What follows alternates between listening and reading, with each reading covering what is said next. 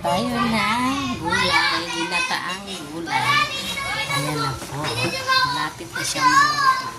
So, sinabi ni Beth na ginataan ng ulam. Ayan, nagluto ako ng ginataan. Ayan.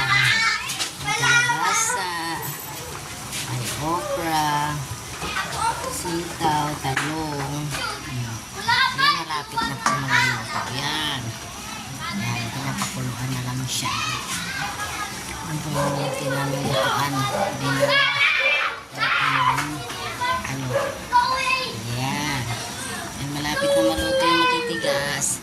Ilagay ko na yung mga dahon ng malunggay, bati.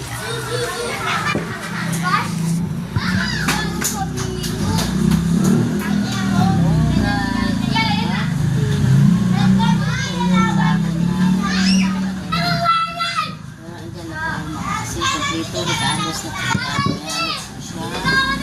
Maliliit na